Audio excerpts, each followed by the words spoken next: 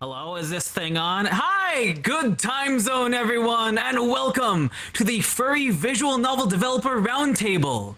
I'm Yao, vocal coach at Furality, voice of Skizzy in CoPro, Lucian and Where the Demon Lurks, and a bunch of characters on Twitch streams, an editor for Fallen VN, and so much more, honestly. I have the pleasure and honor to be your host for this panel.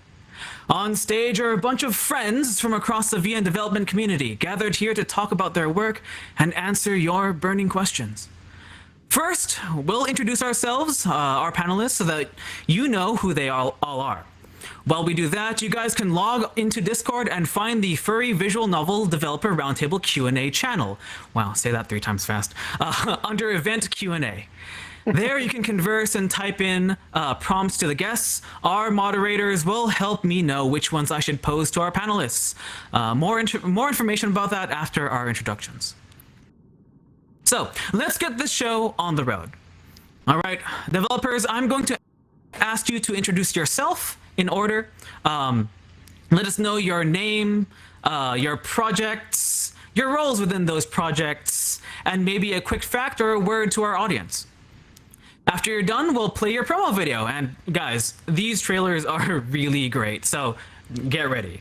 All right, once we're all done, we'll get on with the actual Q&A. So, starting from our, over there, I guess, to my right. Red, tell us about yourself. Am I okay? I'm Red. I work for the Echo Project. I've worked on several of their projects. I've worked on the Smoke Room, I've worked on Echo, and currently I am the project lead and main writer for Glory Hounds, which is a superhero VN set in Batavia, aka a fictional version of the Netherlands. Yeah, it's an episodic story, so like every episode tells kind of like a self-contained story. Yeah. And yeah. That sounds incredible. So let's show your trailer. Oh, no worries. It's crazy, right? Let's show your trailer. Oh, it's honestly one of my favorite things. So let's go.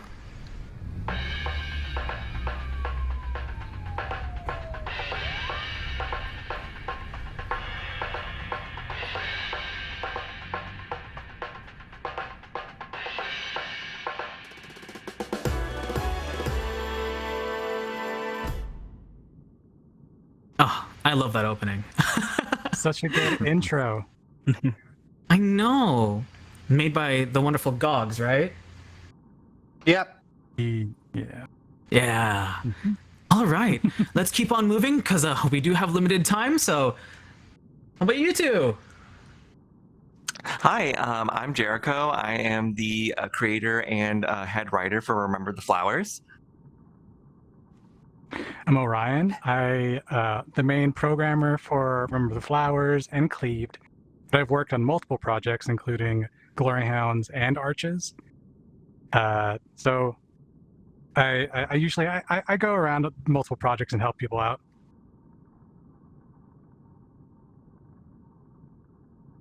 All right. Do you have any interesting words to say for our audience before I play your trailers? I just hope that Red didn't outshine me because I made my trailer myself and it's really bad. It's great. You know what? We'll see it right now.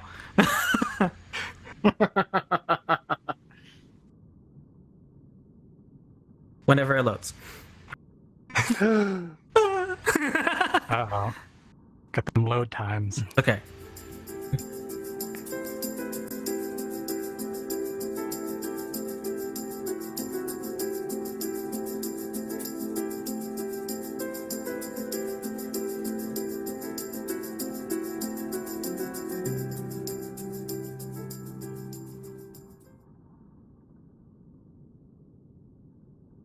And there it is.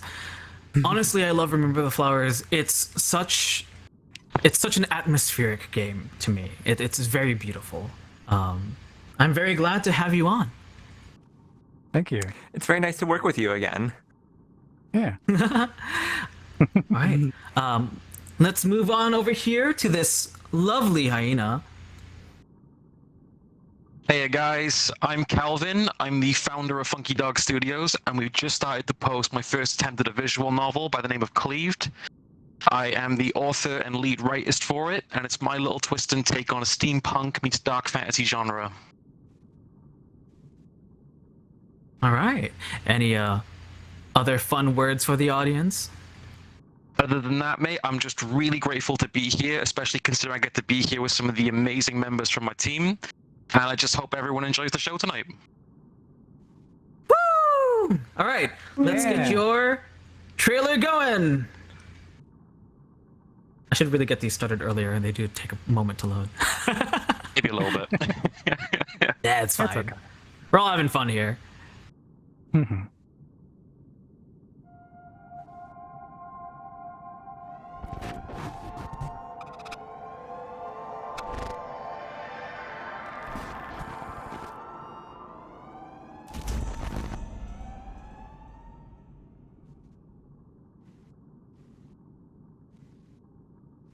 I'm very excited to see this story keep going. It is a relatively new project, but it's got a lot of good stuff going for it, so yeah. All right, now that we're at the halfway point, I want to let the audience know if they ever see me disappear, it's because I'm trying to get like words from another dimension. You might see that soon because I do have to get some words from another dimension. But while that's happening, let's go over here with our funny toony friend.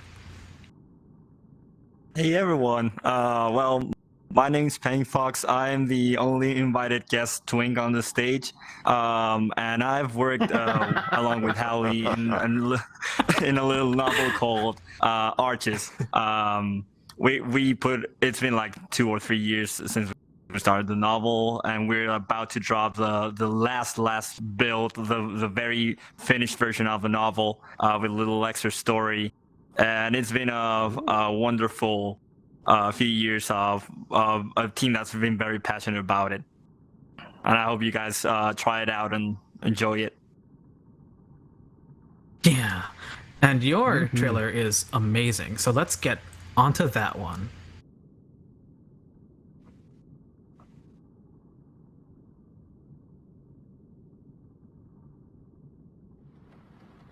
But how do we know that? Seeing something doesn't really mean anything. I've learned that over time. I just need your help for a few days. I want to know. I need to know where she is. Of course.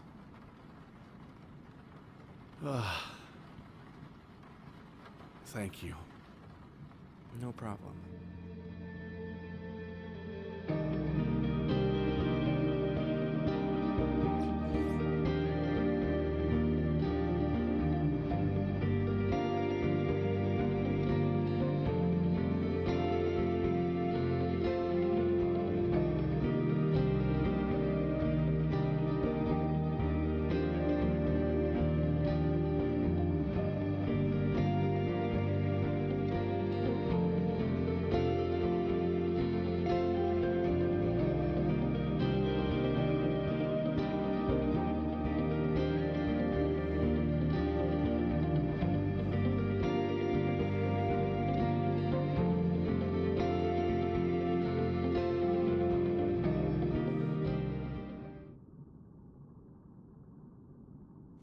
Oh, it's also a beautiful, if not also harrowing game. I remember doing this on stream, and whoo, oh! Make sure that you guys, when you check out the page, please pay attention to the warnings. Just there you go. Yeah, it comes with All a right. box of tissues. Oh, but the trailer was so light and fluffy. It's a trap. We gotta lure them in. Yeah, lure them in. Okay, we gotta keep on going because I don't want to run out of time. So let's go on. Well, yeah, speaking of projects that you should probably check the details of before you read, I'm Arcadia Adair. I am the artist and author of the novel, well, it's kind of a graphic novel, Hearts Faster Than Light. Oops, sorry about my stick drift.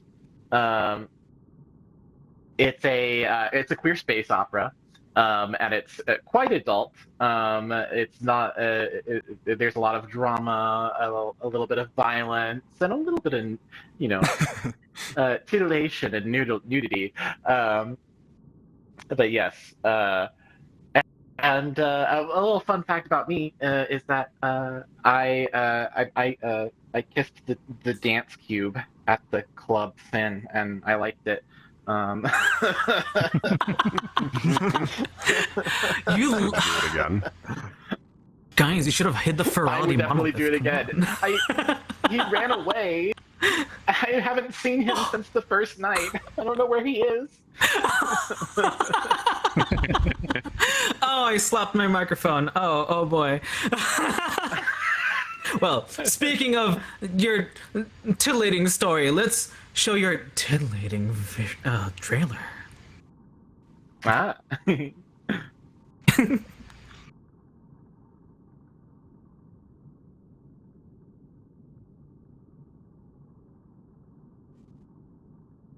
Oh, there it goes.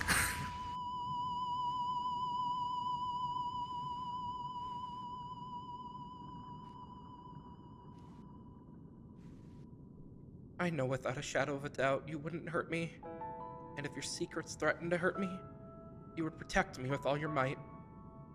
All for a handsome stranger. For a sweet, innocent hex spacer. For the healer. It's too much, honestly. When you look at me like that, look into me. Inside of me for something. I don't think it's me you're seeing.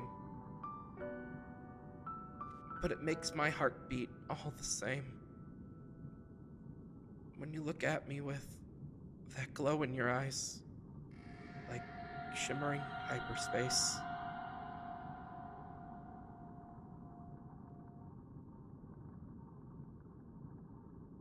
And guys, this is an incredible project that I wish more people knew about and that they should read.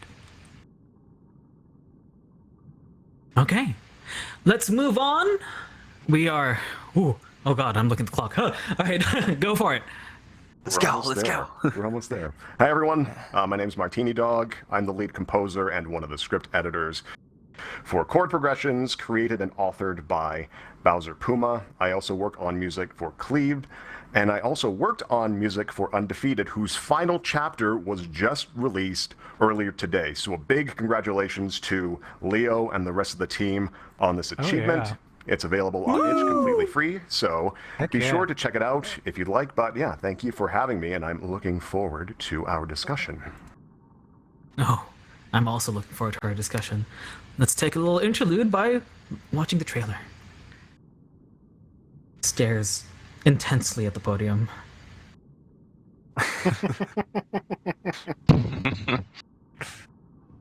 Do it! Okay.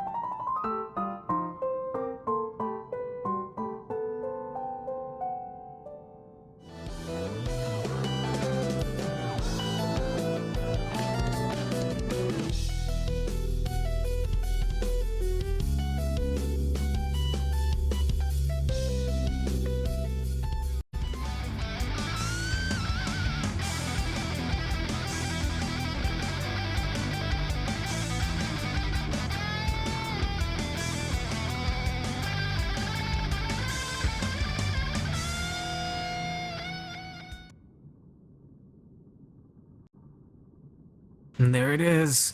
Chord progressions. We're very sad, I guess, that Bowser couldn't make it here, but he's busy at a work conference. Ugh. Yeah. But it is. So you're stuck with It is a me. thing that I'm Good also involved feel. in, and oh yeah, I know, right? And a very musical story. Read it, just like everything up here. Read it. All right, let's get on with our last guest over here, wearing his titular Kobu avatar. Hi. Hi everyone. I'm Libra. I'm the writer for Where the Demon Lurks. Here representing my team to present our visual novel to you. Not much else to say, I think. Anything interesting you'd like to say though? Just something crazy, something wacky.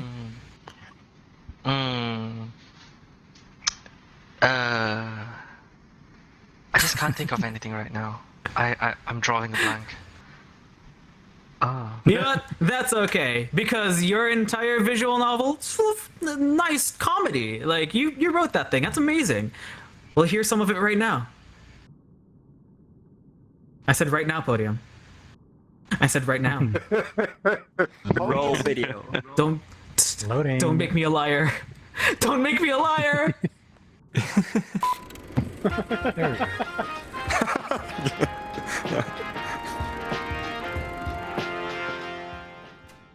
Do you have what it takes to become the next Demon Lord?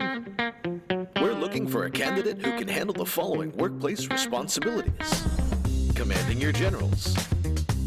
Pro tip, be wary of dissenters.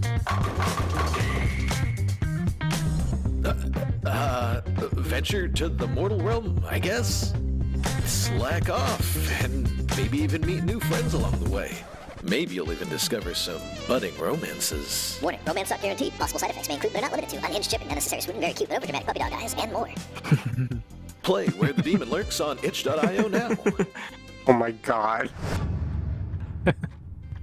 Hey, handsome. What are you up to after this ad read? Oh, come on. Throw me a bone here.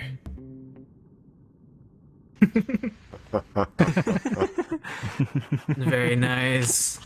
Okay, and with that, introductions are finished. See, weren't those videos amazing? So, as a quick reminder, please ask your questions in the Discord channel. I see a bunch of them coming in right now. There's so many.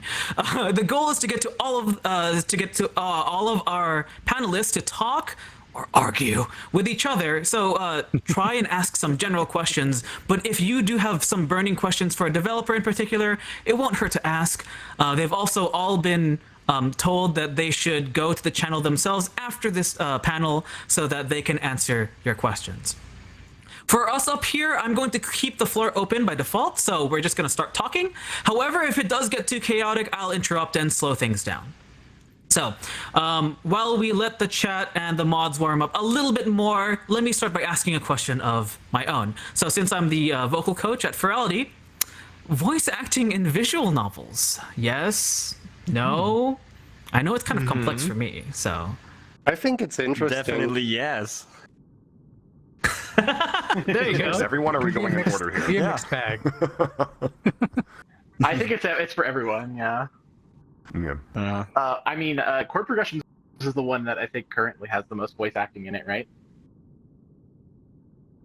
Of the ones up here, I can definitively tell you yes. Of but the ones I up know here, I think so. The ones that I'm familiar with is partially voice acted. Yeah. I know there's probably a lot of complications with voice acting an entire script, especially if things change. So and a large time commitment, even with like the bits of audio that we are recording, it requires a lot of coordination. So it's another expense and another thing to worry about if that's the route you want to go down. But I like the idea. I like the cast that we have for chord progressions, especially the person who the idea that it's a fun way to experience the visual novel in a different way, a different format. Because, you know, reading a story and then reading it again with voice acting can be a very different experience.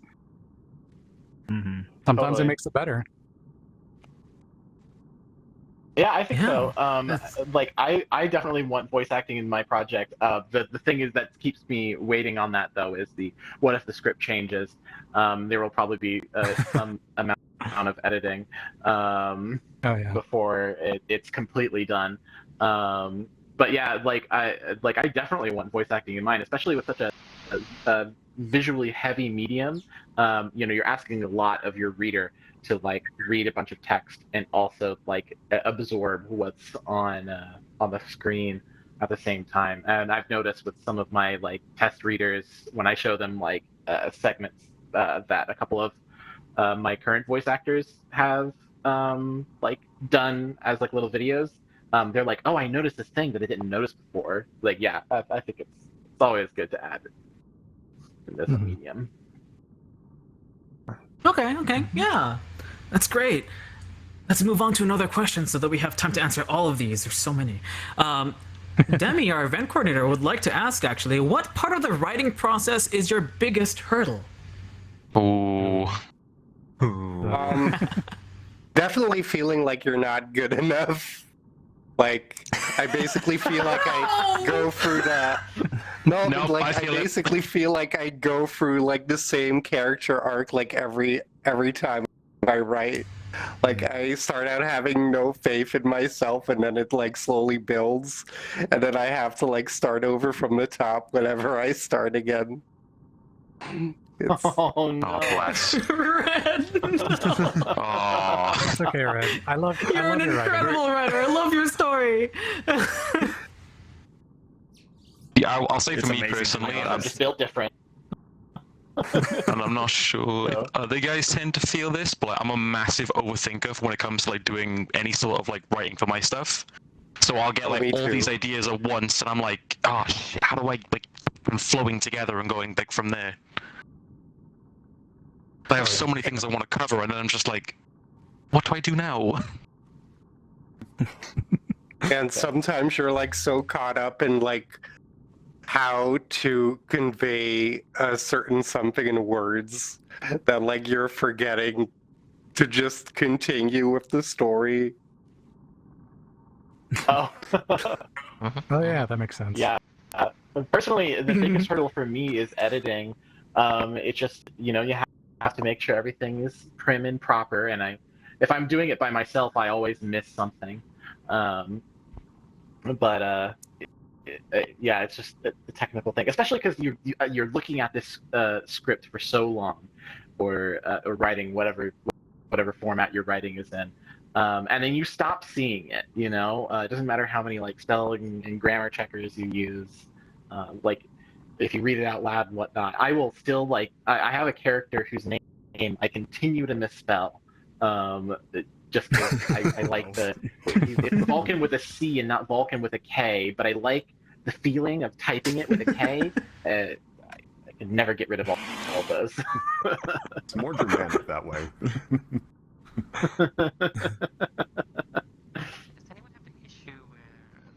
Anybody Trying else to want to put in distinguish the their voices of the two characters? Jericho? I wanted to bounce off of Red's because I definitely have a lot of now that I'm this far into my story, I'm having a little bit of confidence or anxiety getting this far into the story. I'm always worried. Like, thankfully for Orion, he's really good at helping me remember things I have or haven't written. You can ask him. There's a lot of times where I just write something and then Orion's like, "You have not introduced that yet." I'm like, "Oh, he's right. I need to rewrite that entirely." So. Always have somebody there to read your stuff to make sure that you're on track. It's the bouncing off of each other. Like whenever Jericho writes the story, I'll read it, and then I'll give him my feedback, and then we'll go back and forth and figure out how to like finalize the script, and then we'll hand it off to our editor and see how that goes. It's fun. Yeah, I can attest to that. A checker will save your life for any kind of creative work like this. Libra. Libra, I think you wanted to say something? Oh, Martina. No, yeah, go ahead. I think it was my difficulty was the distinguishing the voices of the characters, because I have the problem where sometimes the characters seem to sound like all the same person like that. So it's like you gotta keep reminding yourself, this guy doesn't talk that way, or that guy doesn't talk that way, like all the time. That's me. Oh yeah, I felt that. You were saying something, Martini? Make sure Libra had a chance to speak as he wanted to earlier. Oh, I yeah, am not an author, Oh. so I don't really have anything to add to this conversation. I will not attempt to speak. I will not speak for Bowser on this. He can come to the chat himself if he wants. Okay, so during his what's work event. I wonder if he's on Twitch right now. That'd be funny. so? What about music? Like, what's the hardest part of making music for you?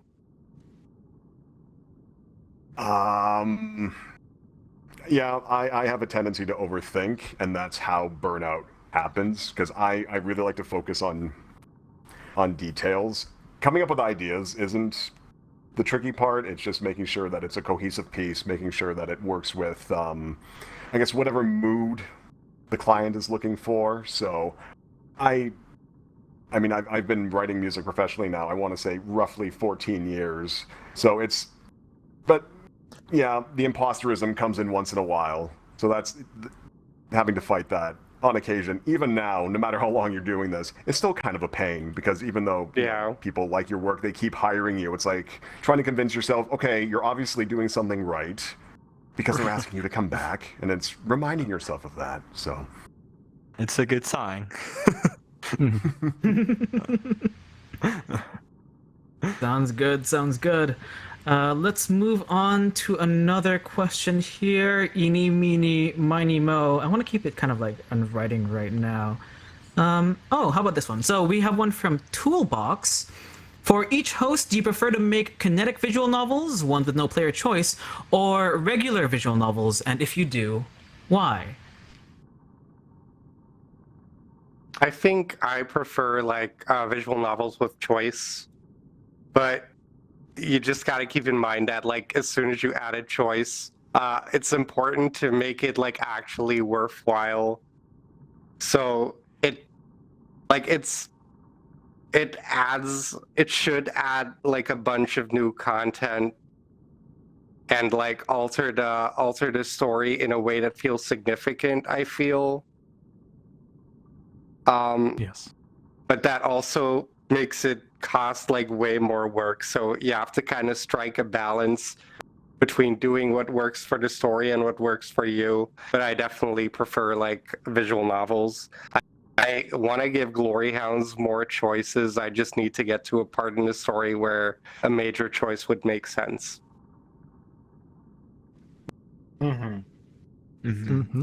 It's definitely. I know in the future I want to try and do. Oh. Sorry. Go ahead. Oh, okay. Oh, I was. I think we're on a lag. Yeah, there's always latency. Let's go. Let's go for Arcadia. Let's go for Arcadia first. Yeah, so I actually, it is a lot more work. I fully intended when I started my project to make like a classic visual novel thing, like lots of choices, a couple different romanceable options and whatnot. You can still kind of see the vestiges of that in my project, but at the time, it was like struggling with just kind of like getting it running as a visual novel and making the sprites for everything, dragging my feet doing that. And I was like, you know what, I'm just better at making comics. I'm faster at making comics, so I'm going to do that. And then I thought about how much work it would be to make a comic with branching routes, and I was like, no. So kinetic novel for that. It all depends on kind of the format you're doing. But I do intend to make like choice kind of structure stuff in the future. So it's kind of either or. And by the way, real quickly before we move on to Jericho, Arcadia's visual novel has what? How many thousands of pictures? Over 2,000 now. I don't remember this. Over 2,000. It's like 2,300 something, I think. That is insane. That is insane. Good job. Yeah. What were you going to say, Jericho? Oh, I was going to say that the biggest reason why Remember the Flowers is a linear visual novel is I did not know how to do choices on a technical aspect, so I kind of just rolled with it. In the future, I would love to make I have other projects in mind. I'd love to try and do choices, but like what Red said, you almost have to do twice as much as work to get half of a build almost, unless people want to read every single choice for every single build. You'll say, oh, I have 10,000 words for this month, but if you do a choice halfway through, it's almost like 5,000 to 7,500, and that's another big hurdle. Is you have to make each choice and route have enough content to make everybody happy. Yeah. So what you're telling me is that in the future you're going to give me more work. That's fine. Hey, listen, I'm putting it in the right hands at least. True. Heard. We're all witnesses now. Yeah, right. 4K. Okay. Anyone else have anything for this, or would you like me to move on to the next question? I think we're good. Let's go for the next Seems one. like we're good. Yeah. All right. Let's take a little break from just like the writing questions. I have.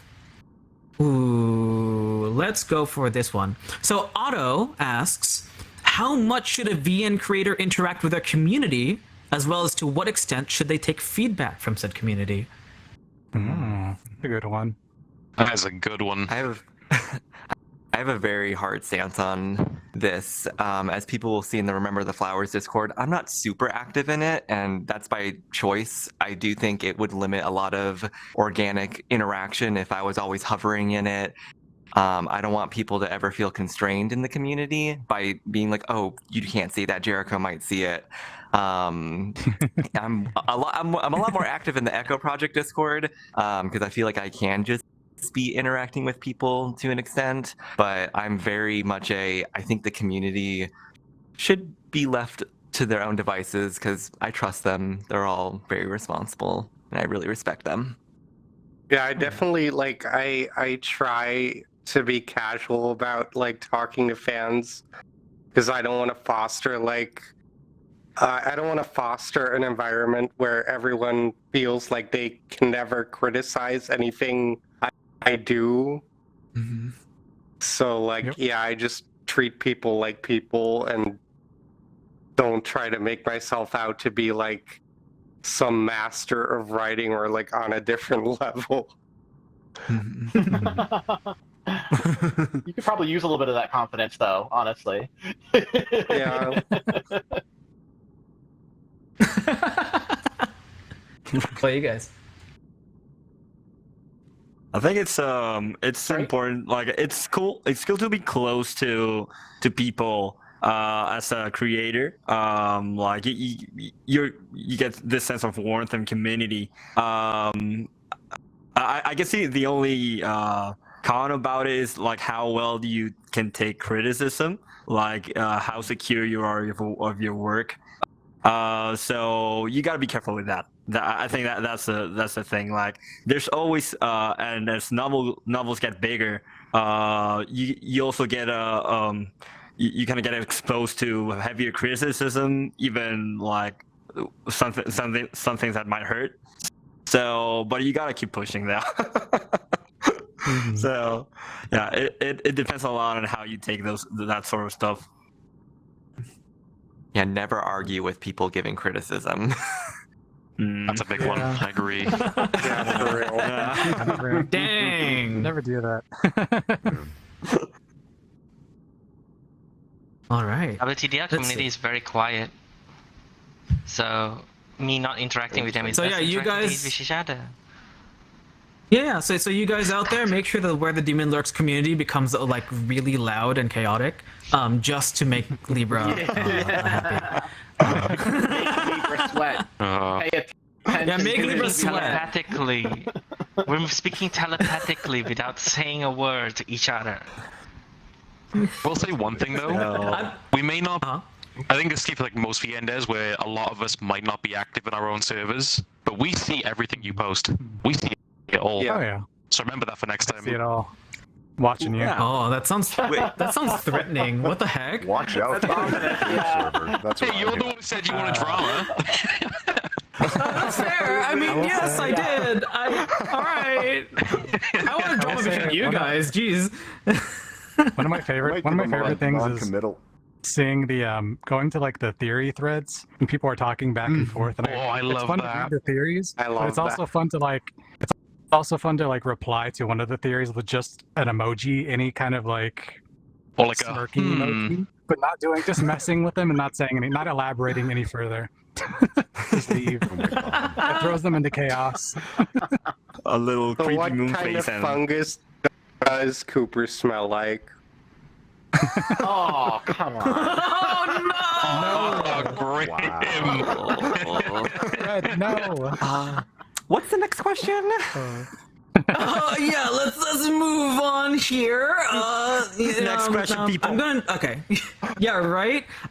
Let's go to a question that might be able to actually help some people who want to make their own visual novels or do some writing. Moving from world building to story writing can be daunting. This is from Orbitus. Do you have any tips or advice? I've actually got one that I use quite heavily. Storytelling, is that what that was? So let me repeat it one more time into my mic because I keep looking around. From Orbitus, moving from world building to story writing can be daunting. Do you have any tips or advice? And I hear that Calvin has one immediately. This is just one that I got taught by one of my English professors when I was doing it at college. One of the biggest things I've always been told is that if you are like the lead creator or author for any type of like piece of media that you're making, you're the one that's going to be fully fleshing out this world. So when it comes to like doing a character's arc, for instance, or coming up with a story plot line, you already have all the knowledge and tools you need for the worldscape.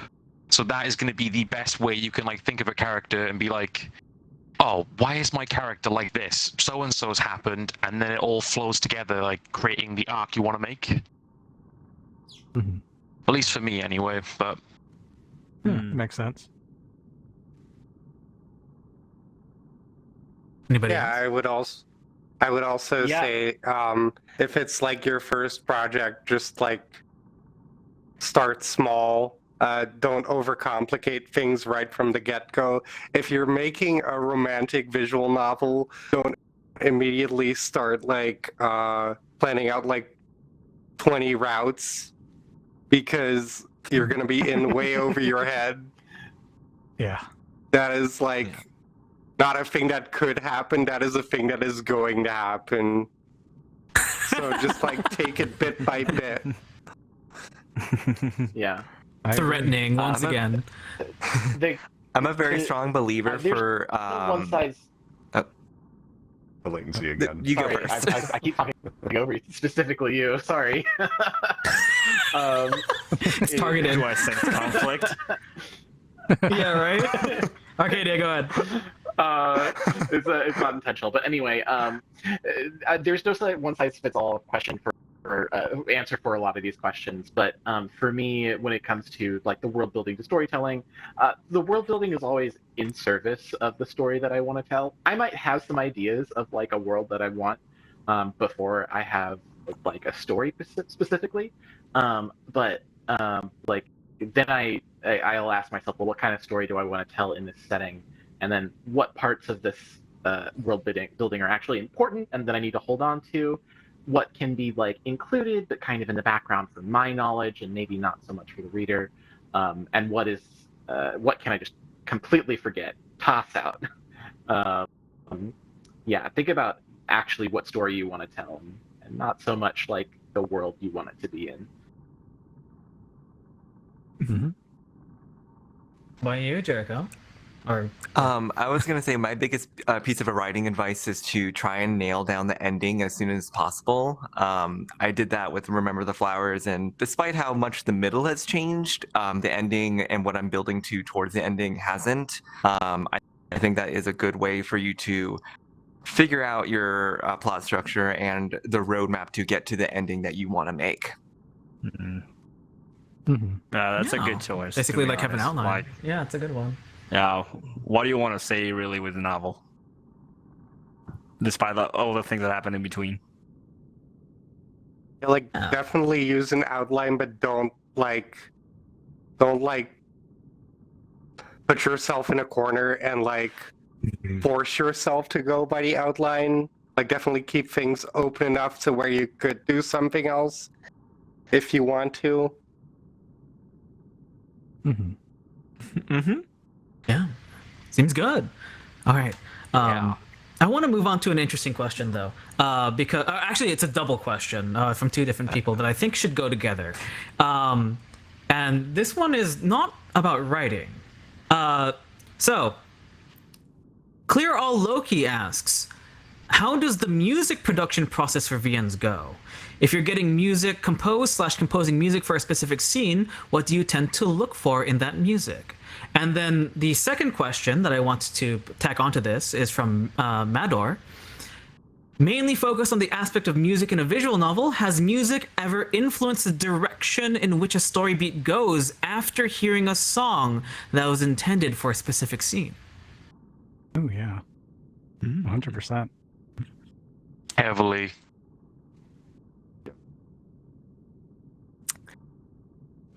We work with Looking a at couple of Martini. different composers for Remember the Flowers, and oftentimes we just try to find like a vibe we want to go for a future scene, because we plan so far out that we will give an outline for what we're looking for most of the time.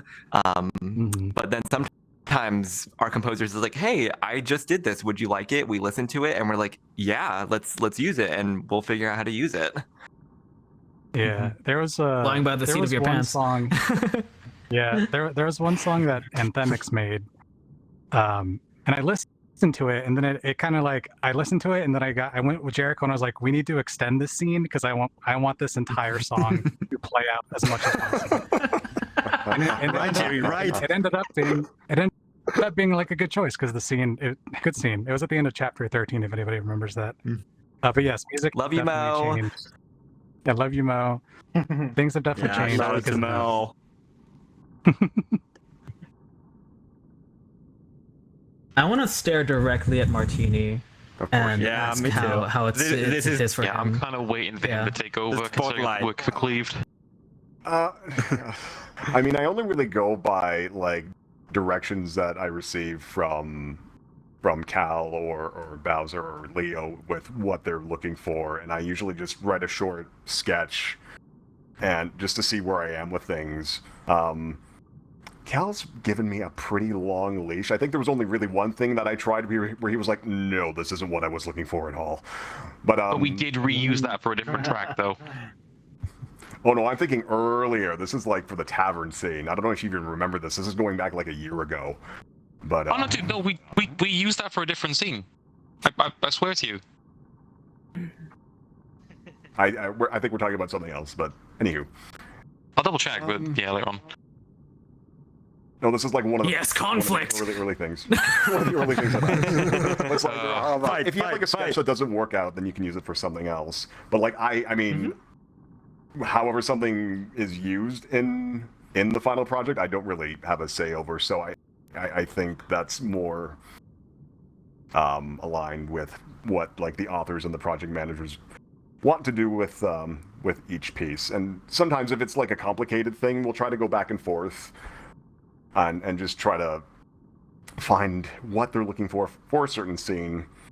And in certain cases, I think some of the music I've done has only been for like a very specific scene, and some have a little bit more, I guess, more uses and kind of appear in multiple scenes. Because I know the one piece that I did for Cleave for the trial, I thought it was specifically going to be for the trial, but I think Orion's found a couple of other uses for it. So it's kind of neat to hear one thing that I'd written be used in multiple scenes. It's an interesting process. It's like Oh no, it happened again.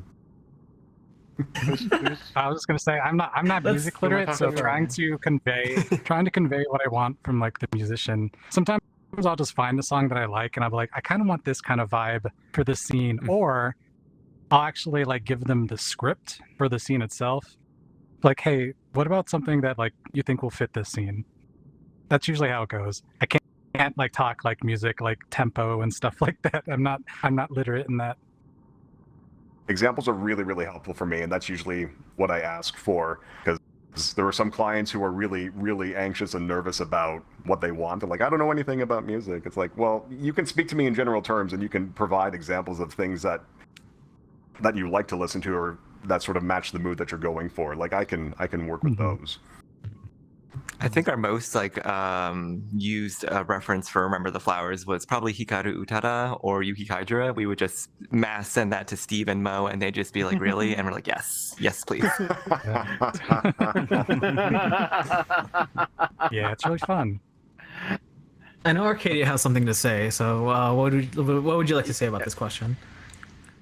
Right. Well, I mean, so I don't think any of music that I listen to has like changed how scenes are going to play out in my head. I kind of have an idea of what scenes are going to do, but music does like kind of go hand in hand with my process of making those scenes. And I'm very lucky that one of my favorite musicians, Patricia Taxon, makes her music free to use.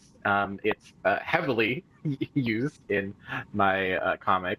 And a lot of those scenes that you know, when I would listen to that song, that was the scene that I was thinking of when I was listening to it. Yeah, kind of helped me build the image. Mm-hmm. Mm-hmm. Right. I'm just gonna borrow a few seconds here. Like for Arches, Mel really kind of nailed it. So big shout out to him. We kind of really worked on some kind of concept for the entire novel, so the music's all very cohesive in that sense. Because it was a desert. We wanted to do something that sounded like super empty but full at the same time. And I guess the rule from the first time I was like, no drums. We've got to be like very fast. So like making trying to figure out some kind of texture for the music. That was one of the big things that we feel like we really achieved with Arches. Mm-hmm. Libra, what about you? Everyone's kind of like talked about music. Well, because I also know nothing about music. Usually I just poke Civ and I say, could you make something with this feeling? And then he'll make something, and then we'll toss a bunch of feedback at him and he'll change it. Then he'll toss it back at us and back and forth. And that's just all we do. I guess it's just experimenting and testing whether it fits or not. I don't know if he likes it or not. Huh. Civ works horrifyingly fast. I wish I had his speed. Yeah. Let me ask one more quick question before we wrap up. Well, for people who have been at Furality from this group, what has been your favorite thing so far? The rave. I love the design of everything. Like, I spent some time exploring the lobby today, and it was just great. I love the amount of detail put into everything. I haven't had a chance yet, but I'm really looking forward to seeing the dealer's den. Yeah, let's just go down the line. Yeah. I mean, I was also in the lobby very briefly, but everything looked nice to me. But this is like my first like really. I haven't even been on VR chat in like 6 months, so I'm here now. Yeah, I mean, it's my first time ever coming to an event like this. I've never had the experience before, but I've just loved like going around like the lobbies and like the host worlds and just seeing like all the care and creativity that's gone into the maps. It's honestly been stunning to see just how much work has been done. Yeah, it's really pretty. Right. Yeah. And also shout out to you guys who are doing a promo event at FWA, and I went to take a look and I was just impressed that the amount of production and like passion that goes into this entire project is just like breathtaking. When I came for the little rehearsal, I was in awe. You already yelled yours, Martini. Okay. I spent a lot of Mostly you or have a like bit of very little time. Spent a bit of time in the lobby on Thursday, just going around just to see what went into like designing the space. So just like where objects go and like how you decided the lighting and just basking in all the detail and the decisions that were made. And it's like the geometry choice, geography, yeah, whatever, choices in geometry and all that. So yeah, I still I'm finding something new each time I go to the lobby. So yeah, that's probably my favorite place so far. Libra, do you have one word? Chickly butts at bear meetups. But that's 4 words. Yeah. Woo! Alright, sorry that I had to cut everyone off. We're running out of time. So remember, please feel free to ask your questions in the Q&A channel. I'm definitely encouraging our panelists to check back once in a while so that they can interact with you in text. Please note if they do not get back to you quickly, everyone is also trying to enjoy this convention, so please have some patience. Speaking of which, up next is the Furality Community Showcase. It's one of our most celebrated events that highlights the exceptional, expressive fire of our furry community. I had a claw in it, so I'm gonna plug it, and I'm gonna be there to watch it. So, see you all there! Woo! See you soon. Bye. Bye.